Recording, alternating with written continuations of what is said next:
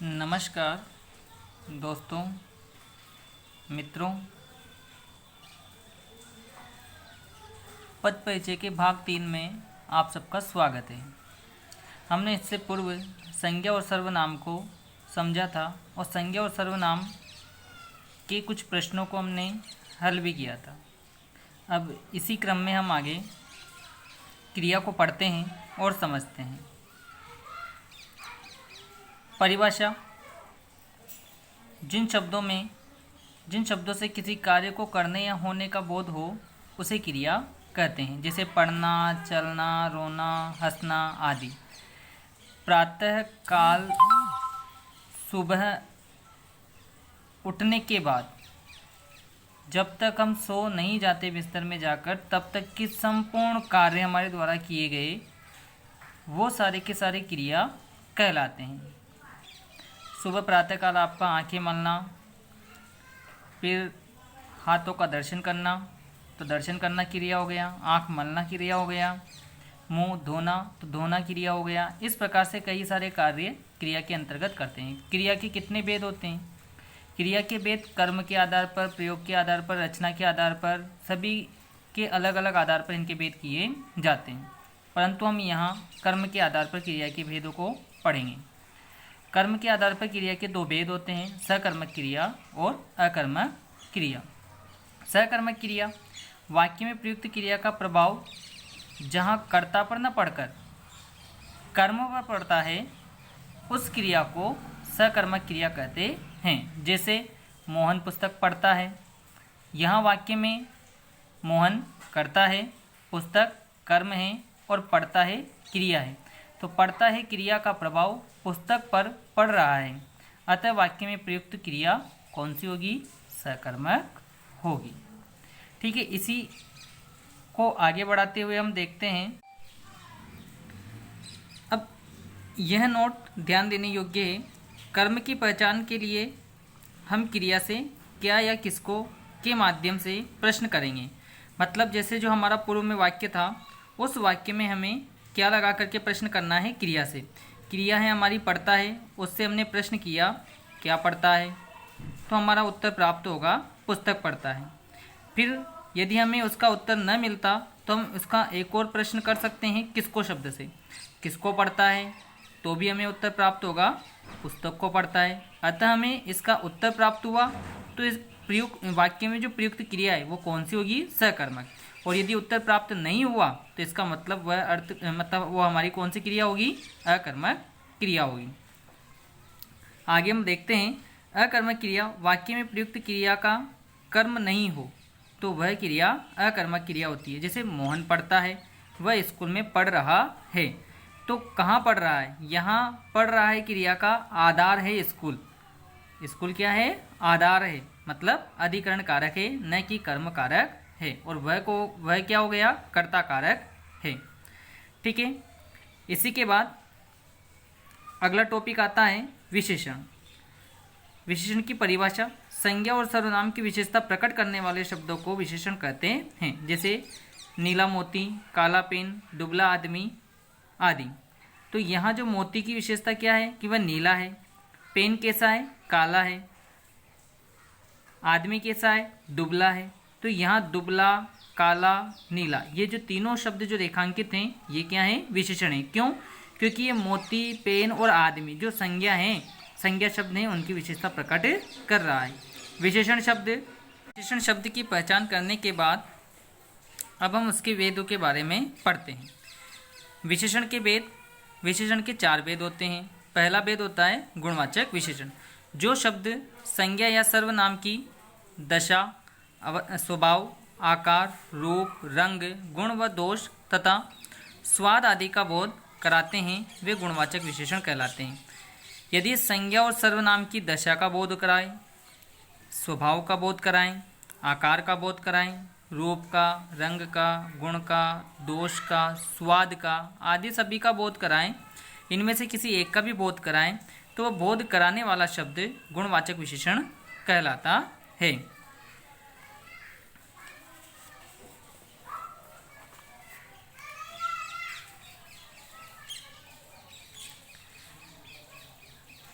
इसको हम कुछ इस प्रकार से भी समझते हैं, जैसे कि गुण, अच्छा, शिष्ट, सभ्य, दानी, कर्मठ, ये सब क्या हैं? मनुष्य के गुण हैं। दोष, कंजूस, चोर, झूठा, बुरा, अशिष्ट, असभ्य। स्वभाव कैसा होता है? क्रोधी, हितैषी, उपकारी। गंध, सुगंधित, दुर्गंधित। प्रभाव, मादक प्रभाव या मोहक, उत्तेजक। आयु, युवा, वृद्ध, बाल, किशोर, ये सब क्या हैं? ये सब गुणवाचक विशेषण हैं। इसी प्रकार से रूप, दशा, आकार, दिशा, देश, काल, स्पर्श, रंग, स्वाद, ये सब भी क्या कहलाएंगे? गुण ही कहलाएंगे। जैसे कि रूप कैसा है? सुंदर है, जैसे गोलाकार है, चिकना है। दशा, अवस्था उसकी किस प्रकार की है, जैसे आकार गोलाकार है, मोटा है, दुबला, पतला। दिशा, पूर्वी, पश्चिमी। देश, देश से बनने वाले शब्द, जैसे जयपुर से जयपुरी, भारत से भारतीय, जैसे अफ्रीका से बनने वाला अफ्रीकी, चीन से बनने वाला चीनी। काल, काल से संबंधित, जो समय से संबंधित होंगे। स्पर्श करने पर वह किस प्रकार का है? चिकना है, खुरदरा है, रफ है, ऐसे। रंग, काला, पीला, नीला आदि सभी रंग। स्वाद, जैसे स्वाद में नमकीन, मीठा, तीखा, ये सभी। उदाहरण देखते हैं। आम मीठा फल है, तो फल यहाँ पर संज्ञा है और उसकी विशेषता कौन प्रकट करता है? मीठा। इसी प्रकार से अगला उदाहरण देखते हैं हम। परिवार में राम सभ्य है। परिवार में और भी सदस्य हैं, परंतु राम का जो स्वभाव बताया गया, उसका गुण बताया गया, वह कैसा है? सभ्य है, मतलब अच्छा है। ठीक है, हम इसके बाद परिणामवाचक विशेषण को देखते हैं। जो शब्द संज्ञा और सर्वनाम की माप, तोल या मात्रा संबंधित ज्ञान कराता है, वह परिमाणवाचक विशेषण कहलाता है। जैसे 4 लीटर दूध, कुछ किलो दाल। यहाँ जो यह हमने लिखा सब छात्र, यह कुछ गलती से हो गया, इसे हम संख्यावाचक विशेषण के अंतर्गत पढ़ेंगे, क्योंकि यहाँ परिमाण का मतलब परिमाण का मतलब होता है माप और तोल या मात्रा, जिसको तोला जा सके, जिसको मापा जा सके, या जिसकी मात्रा प्रदर्शित किया जा सके। छात्रों की मात्रा प्रदर्शित नहीं की जा सकती, उनको गिना जा सकता है, अतः वह किस में दिया जाएगा? वह संख्यावाचक के अंतर्गत आएगा। परिणामवाचक विशेषण के कितने भेद होते हैं? परिणामवाचक विशेषण के 2 भेद होते हैं, निश्चय परिणामवाचक और अनिश्चय परिणामवाचक। निश्चय परिणामवाचक जिनको हम निश्चित कर सकते हैं, जैसे 4 लीटर दूध, तो दूध की मात्रा निश्चित की गई है, तो ये क्या हो जाएगा? निश्चयवाचक। जिनको हम निश्चय नहीं कर सकते, जैसे कुछ किलो दाल, कुछ किलो दाल अर्थात दाल कितनी लेनी है? आधा किलो लेनी है, 3 पाव लेनी है, या फिर क्या करना है? 1 किलो लेनी है, मात्रा निश्चित नहीं है। इस प्रकार से, ठीक है जी। अगला देखते हैं संख्यावाचक विशेषण। जो शब्द संज्ञा या सर्वनाम की संख्या संबंधित विशेषता प्रकट करे, संख्यावाचक विशेषण कहलाता है।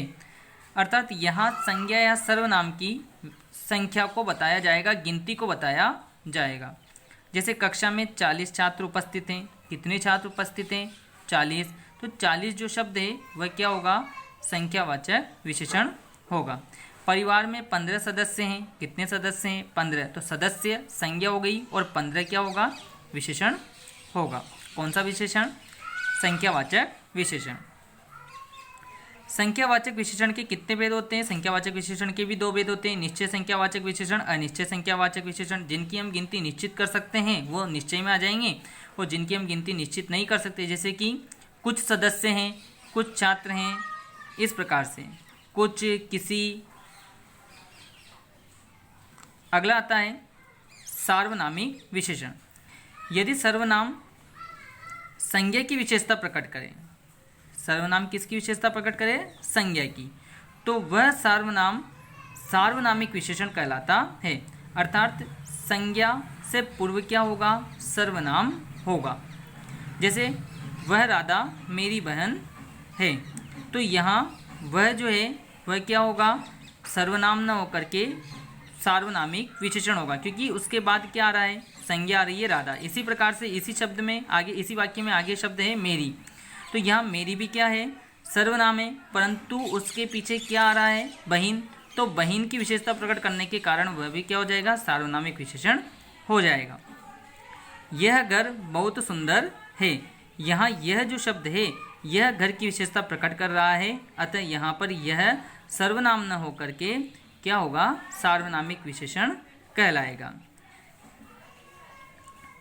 प्रविशेषण, विशेषण शब्दों की विशेषता प्रकट करने वाले शब्द क्या कहलाएंगे, प्रविशेषण कहलाएंगे। और विशेष्य क्या होगा, विशेषण शब्द जिनकी विशेषता प्रकट करें उन शब्दों को विशेष्य कहते हैं। जैसे विशेषण शब्द किनकी विशेषता प्रकट करते हैं, संज्ञा और सर्वनाम की, अतः संज्ञा और सर्वनाम को हम क्या कह सकते हैं, विशेष्य कह सकते हैं। प्रश्न है अगला, रेखांकित पदों का परिचय दीजिए। पहला प्रश्न है, अरविंद बाग में आम खा रहा है। अगला प्रश्न है, मोर नाच रहा है। यहाँ दोनों पदों को जो रेखांकित किया गया है वह जो रेखांकित पद हैं वह क्रियापद हैं। तो क्रियापद के परिचय में हमें किन किन बातों का ध्यान रखना है, क्रिया के भेद बताने हैं, वचन बताने हैं, उनका लिंग बताना है, काल बताना है और अन्य से संबंध, अर्थात क्रिया में उसका कर्ता क्या है, कर्म क्या है, जिसको हम समझ सकें अच्छी तरीके से, उसको ही हम प्रदर्शित यहाँ पर करेंगे। हम जैसे पहले प्रश्न का उदाहरण लेते हैं, खा रहा है, जो रेखांकित है। खा रहा है, हमने पूर्व में क्रिया के दो भेद पढ़े थे, सकर्मक क्रिया और अकर्मक क्रिया। यहाँ यह क्रिया सकर्मक कैसे होगी, तो हमने उसमें मूल्यांकन करने के लिए, जांच करने के लिए हमने क्या और किसको का एक नोट लिखा था।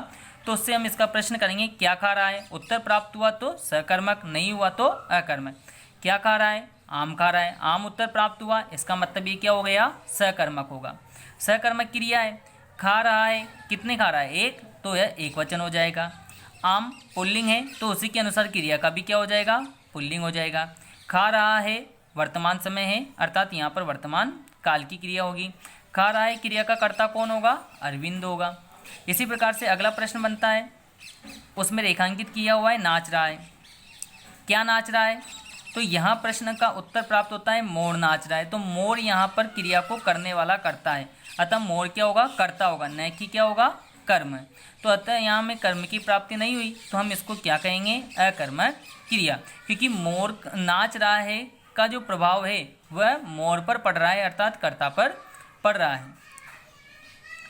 नाच रहा है, कितने मोर नाच रहे हैं, एक ही नाच रहा है, इस वजह से एक वचन क्रिया होगी। मोर क्या है, पुल्लिंग है, अतः उसी के अनुसार ये पुल्लिंग क्रिया होगी, तो पुल्लिंग आ जाएगा। वर्तमान काल है, नाच रहा है क्रिया का कर्ता कौन होगा, मोर होगा।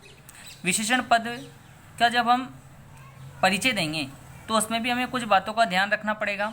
जो बातें हैं, जो निम्न बिंदु हैं, विशेषण के भेद, विशेष्य, एक वचन, यहाँ वचन लिखना था हमें, और लिंग।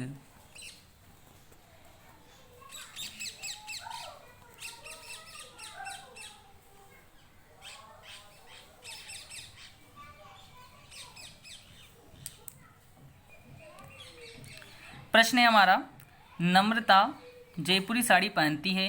अगला प्रश्न है, मोहन दुबला आदमी है।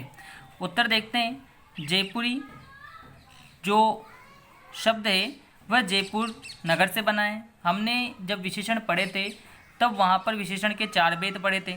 उन विशेषण के 4 भेद में हमने गुणवाचक विशेषण पढ़ा था, जिसमें कुछ हमने भेद पढ़े थे, गुण, रूप, आकार, उसमें एक देश शब्द भी था। तो देश शब्द से या नगर शब्द से बनने वाले जितने भी शब्द हैं वो सारे के सारे किस में आएंगे, गुणवाचक विशेषण में। तो जयपुर से बनने वाला जयपुरी, तो यहाँ पर ही इसका भेद क्या हो जाएगा, गुणवाचक विशेषण। इसका विशेष्य क्या है, तो विशेष्य इसका है साड़ी, जैसे कि हमने परिभाषा के माध्यम से पूर्व में समझा भी है। साड़ी कितनी है, एक है, तो इसका मतलब ये क्या हो जाएगा, एक वचन। लिंग क्या है साड़ी का, साड़ी का लिंग है स्त्रीलिंग, अतः यहाँ पर इसका लिंग क्या होगा, स्त्रीलिंग होगा। अगला जो वाक्य है, मोहन दुबला आदमी, उसमें रेखांकित शब्द है दुबला। दुबला का हम परिचय देखते हैं। दुबला, ये दुबला भी क्या है, मनुष्य का एक आकार बताया जा रहा है, तो यहाँ पर आकार भी किस में आता है, गुणवाचक विशेषण में आता है। विशेष्य क्या है, आदमी होगा। आदमी कितने हैं, एक, तो दुबला का भी वचन कितना होगा, एक वचन होगा। आदमी पुल्लिंग के अंतर्गत आता है, तो यह पुल्लिंग होगा। ठीक है, कुछ प्रश्नों को आप अपने माध्यम से प्रश्न पासबुक के माध्यम से या कहीं अन्य पूर्व पेपर में आए हुए या अपने मन से कुछ प्रश्न वाक्य बना करके उसमें रेखांकित पदों को हल करने का प्रयास करें। जो समझ में ना आए उसे कमेंट बॉक्स में वाक्य के माध्यम से लिखने की कोशिश करें। वीडियो अच्छा लगा तो शेयर करें, चैनल को सब्सक्राइब करें। धन्यवाद।